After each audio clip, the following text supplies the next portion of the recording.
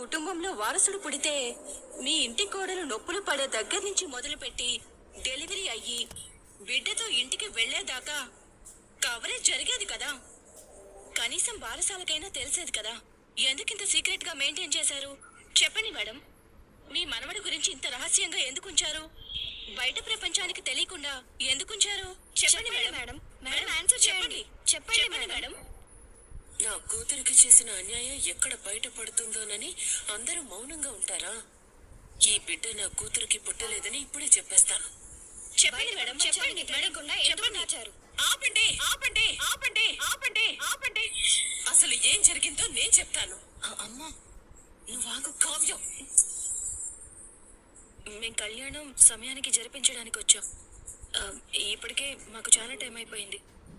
ముహూర్తం దాటిపోయేలా ఉంది. ఈ కాపండి. రండి రండి మనం వెళ్దాం. ఒక్క నిమిషం మేడం, మీరేదో దాచాలని ప్రయత్నిస్తున్నారు. అదేంటి? ఎందుకు? కొంచెం అడ్డు తప్పుకుంటారా? ఇది మా పర్సనల్ విషయం. ప్రతిదీ మీకు చెప్పాల్సిన అవసరం లేదు. ప్లీజ్ అర్థం చేసుకోండి. దయచేసి తప్పుకోండి. ఏమండి రండి. మేడం మేడం ప్లీజ్ సమాధానం చెప్పండి మేడం. మేడం సమాధానం చెప్పండి మేడం. మేడం రండి ప్లీజ్. ప్లీజ్ ఆగండి. ఇదేంట్రా ఇంత పెద్ద న్యూస్ తుస్సుమంది. వీళ్ళు వదలరు మమ్మీ. మొత్తం బయటికి లాగి రచ్చ రచ్చ చేసి గాని ఊరుకోరు. ముందుంది అసలు స్టోరీ. ఎందుకే పక్కకు తీసుకొచ్చావు? నువ్వు అక్కడే ఉంటే గొడవ అవుతుంది. వదిలేస్తే అబద్ధం నిజం అవుతుంది. నిజం బయటకు వస్తే కొంప కొల్లేరవుతుందమ్మా. అలా చేస్తేనే నీకు న్యాయం జరుగుతుంది. ఆ కుటుంబాన్ని రోడ్డుకి లాగేసి వాళ్ళని బాధ పెట్టే న్యాయం నాకొద్దు. అంటే నీ మొగుడు ఎవరితోనో కన్నా బిడ్డకి నువ్వు అద్దె తల్లివవుతావా? అద్దె తల్లిని కాను, అసలు తల్లిని కాను. మరి నువ్వు చేసేదాన్ని ఏమంటారు? సాయం కాదే, మోసం. నిన్ను నువ్వు మోసం చేసుకుంటున్నావు. నీ మొగుడు చేసిన తప్పుని కప్పిపుచ్చుతున్నావు. అమ్మ నీకెలా చెప్పాలి? ఎలా చెప్పినా నువ్వు చేసేది, నీ మొగుడు చేసేది తప్పే. అసలు ఆయన ఏ తప్పు చేయలేదమ్మా. కళ్ళ ముందు బిడ్డ కనిపిస్తున్నా తప్పు చేయలేదు అంటావేంటే? ఆ బిడ్డ ఆయనకు పుట్టిన బిడ్డ కాదు. ఏంటక్క నువ్వనేది? నిజమే అప్పు. ఆ బిడ్డకి ఆయనకి అసలు ఏ సంబంధం లేదు. సంబంధం లేనప్పుడు ఇంటికెందుకు తీసుకొచ్చాడు? అదే కావ్య తెలుసుకునే ప్రయత్నంలో మీరనుకుంటున్నట్టు రాజ్ ఏ తప్పు చేయలేదు, కానీ ఒక నిజాన్ని దాచాడు అంతే. అమ్మమ్మ గారు ఆ విషయం పక్కన పెట్టండి. మీరెందుకు అందరి ముందు మా చేతుల మీదుగా సీతారాముల కళ్యాణం జరిపిస్తాము అని చెప్పారు? నాకు అదే మంచిదనిపించింది. ఇప్పటికే అత్తయ్య గారు ఆయన మీద చాలా కోపంగా ఉన్నారు. ఇప్పుడు ఆయన చేతుల మీదుగా ఈ కళ్యాణం జరిపిస్తే అత్తయ్య గారు గొడవ చేసినా పర్వాలేదు, కానీ మీరిద్దరూ ఈ కళ్యాణం జరిపించాలి. చూడు కావ్య, సీతారాముల కళ్యాణం జరిపిస్తే పెళ్లి కాని వాళ్ళకి పెళ్లి అవుతుంది. పెళ్ళయి గొడవలతో మా అల్లుడు గారిని, మిమ్మల్ని నానా మాటలు అనేశాను, నన్ను క్షమించండి. చాలే నోర్మి. నీకున్న నోటి దురుస్తో తిట్టేయడం, మళ్ళీ తప్పైందని అడుక్కోవటం. నువ్వేమైనా చంటి పిల్లవనుకుంటున్నావా? 3 కూతుళ్ళకి తల్లివి. అదేదో ప్రేమతో. ఇది ప్రేమ కాదు, ఓవర్ యాక్షన్. కళ్యాణానికి టైం అవుతుంది. దండం పెట్టుకున్నావా? అవునంటీ, చాలా సంతోషంగా ఉన్నట్టున్నావు. అవును, ఎప్పటి నుండో సీతారాముల కళ్యాణం చూడాలనుకునేదాన్ని, కానీ ఎప్పుడూ కుదరలేదు. ఇప్పుడు అవకాశం వచ్చింది. నిన్ను చూస్తుంటే చాలా జాలేస్తుంది నామిక. ఎందుకు ఆంటీ?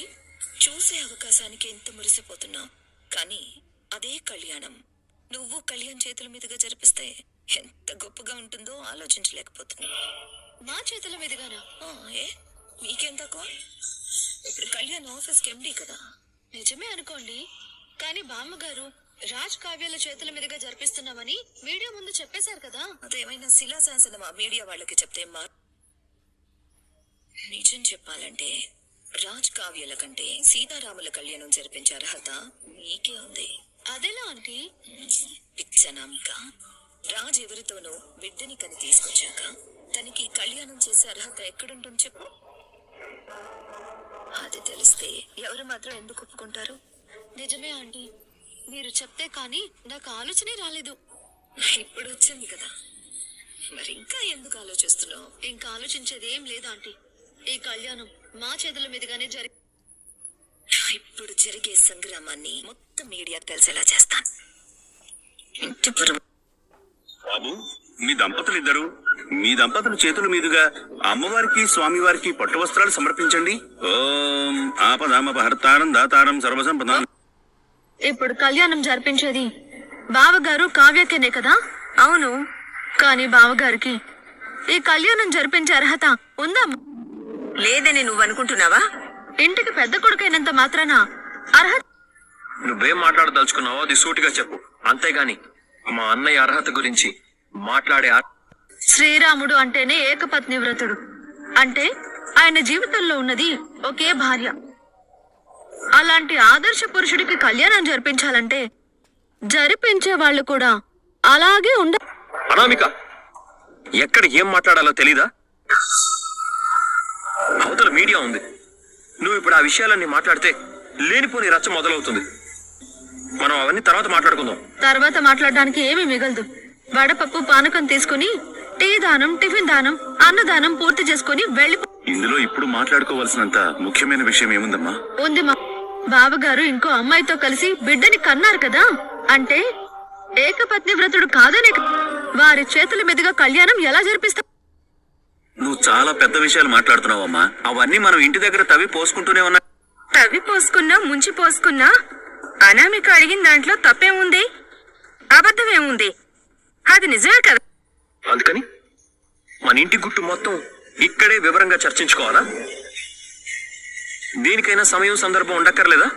ఇలా దబాయించి నోరు మూయించాలనుకుంటే కుదరదు కళ్యాణ్. అయితే ఇప్పుడు ఏం చేయాలంటావు? ఈ కళ్యాణం జరిపించే అర్హత నీకు, నాకే. కాబట్టి మనిద్దరమే పీటల మీద కూర్చో. నేను సీతమ్మోరు లాంటి భార్యతో కూర్చొని కళ్యాణం జరిపించగలను గాని నీలాంటి శూర్పణఖతో కూర్చొని జరిపించలేను. కళ్యాణ్ అర్హత అంటూ పెద్ద పెద్ద మాటలు మాట్లాడుతున్నావు. ఆ మాటకొస్తే నీకంటే ముందు పెళ్లి జరిగిన రాహుల్ ఉన్నాడు, నేనున్నాను. మేం కూర్చుంటాం. అబ్బో, మీ పెళ్లి మాత్రం సాంప్రదాయబద్ధంగా జరిగిందా ఏంటి? పెళ్లికి ముందే లేచిపోయి కడుపుతో తిరిగొచ్చిందానివి. నీకు కూడా అర్హత ఉందనుకుంటున్నా. కొబ్బరి బొండంతో కొట్టానంటే బోండం ఏదో నీ తలకాయ ఏదో అర్థం కాకుండా కొబ్బరి పచ్చడైపోతుంది నీ తలకాయ. ఆపండి.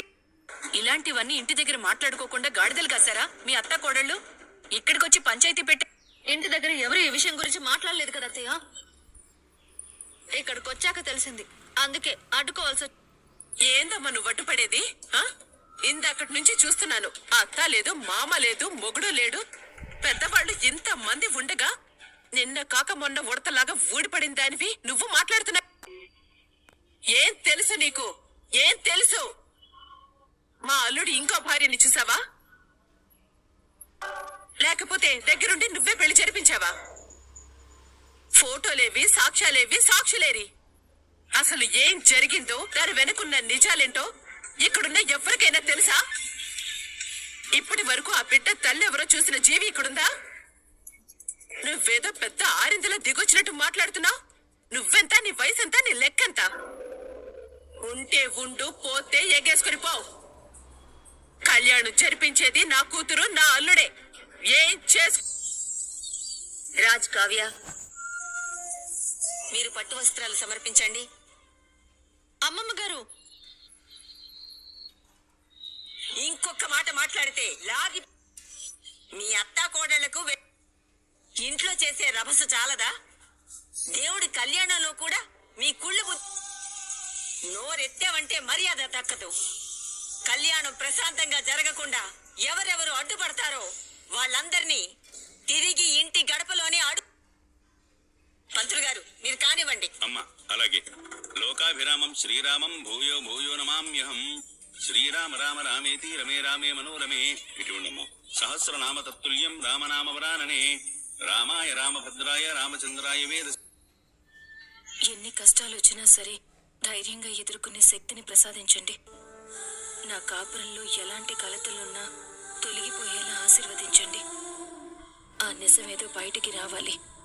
బాబు పుట్టుక వెనుకున్న రహస్యం బయటపడాలి.